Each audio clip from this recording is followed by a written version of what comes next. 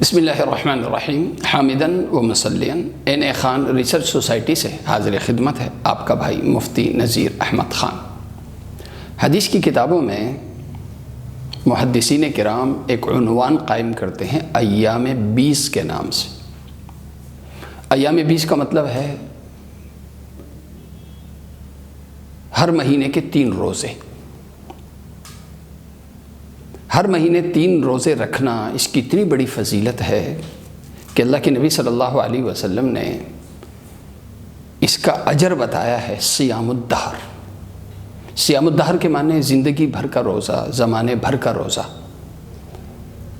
3 دن ہر مہینے میں روزے رکھنے کا ثواب کیا ہے، اجر کیا ہے کہ روزے تو 3 ہوں لیکن اللہ کے ہاں شمار ہوں گے پورے مہینے کے روزے۔ یعنی ایک شخص نے کسی بھی مہینے میں 3 دن روزے رکھ لیے تو اللہ کے ہاں جو لکھا جائے گا اس کے اعمال نامے میں وہ یہ لکھا جائے گا کہ اس شخص نے اس پورے مہینے کے روزے رکھے۔ تو ایام 20 کا اجر ہے، یعنی 3 دن کے روزوں کا اجر ہے 30 دنوں کے روزوں کا۔ صحیح بخاری صحیح مسلم دونوں کی روایت ہے حضرت عبداللہ بن عمر بن العاص رضی اللہ عنہما سے، اللہ کے نبی صلی اللہ علیہ وسلم نے ارشاد فرمایا لا صام من صام الدہر، ایک شخص مستقل طور پر تسلسل کے ساتھ ہر دن کا روزہ رکھے اور زندگی بھر ایسا کرتا رہے، اسے کوئی ثواب نہیں ملے گا۔ اگر ایک شخص یہ چاہے کہ اسے زندگی بھر کے روزوں کا ثواب ملتا رہے تو اس کا طریقہ کیا ہے؟ صوم 3 ایام من کل شہر صوم الدہر کلہ صم کل شہرین 3 ایام۔ ہر مہینے میں 3 دن روزے رکھ لو، زندگی بھر یا زمانہ بھر یا مہینہ بھر کے روزوں کا ثواب ملے گا۔ لہٰذا ہر مہینے صرف 3 روزے رکھنے۔ اور مسلم شریف کی روایت میں حضرت ابو قتادہ رضی اللہ عنہ کی روایت کہ حضرت عمر فاروق رضی اللہ عنہ نے جب اللہ کے نبی صلی اللہ علیہ وسلم سے روزوں کے تعلق سے کچھ سوالات پوچھے تو اس میں اللہ کے نبی صلی اللہ علیہ وسلم نے ارشاد فرمایا 3 من کل شہر ورمضان الی رمضان فہذا صیام الدہر کلہ، کہ اللہ کے نبی صلی اللہ علیہ وسلم نے فرمایا رمضان کے روزے رکھنا اور ہر مہینے کے 3 روزے رکھنا، یہ اللہ کے ہاں شمار ہوگا کہ اس شخص نے پورے سال کے روزے رکھے۔ تو لہذا مہینے کے 3 روزے ثواب میں وہ صرف 3 روزے شمار نہیں ہوں گے بلکہ وہ آپ کے میرے اعمال نامے وہ جو اس کا ثواب لکھا جائے گا وہ 30 روزوں کا۔ اللہ کے نبی صلی اللہ علیہ وسلم ان 3 روزوں کی کس قدر پابندی فرماتے تھے، سنن نسائی کی روایت ہے حضرت عبداللہ بن ابن عباس رضی اللہ عنہما کی روایت ہے کہ لا یفطر ایام البیض فی حضر ولا فی سفر، کہ اللہ کے نبی صلی اللہ علیہ وسلم ایام 20 کے روزے نہ کبھی سفر میں چھوڑتے تھے نہ حضر میں چھوڑتے تھے، اتنی پابندی تھی۔ حالانکہ سفر میں تو فرض روزہ چھوڑنے کا اختیار ہوتا ہے لیکن اللہ کے نبی صلی اللہ علیہ وسلم نے اس درجہ ان 3 روزوں کی پابندی فرمائی کہ آپ نے سفر میں بھی آپ نے ایام 20 نہیں چھوڑے۔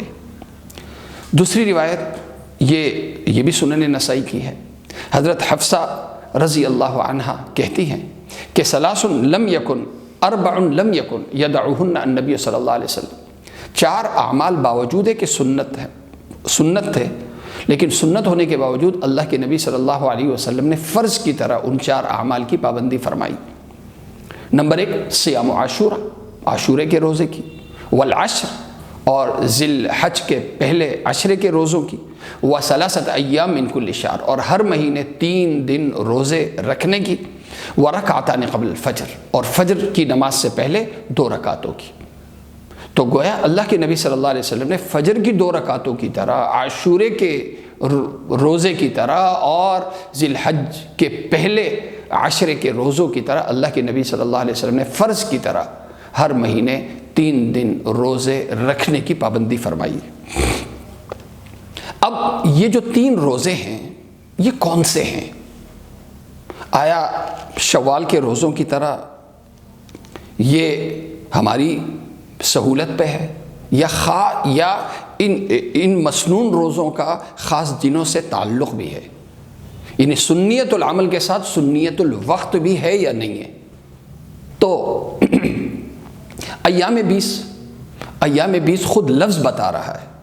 ایام 20 کے معنی ایام اللیالی البیس، یعنی روشن راتوں کے دن۔ اور روشن راتیں کون سی ہیں؟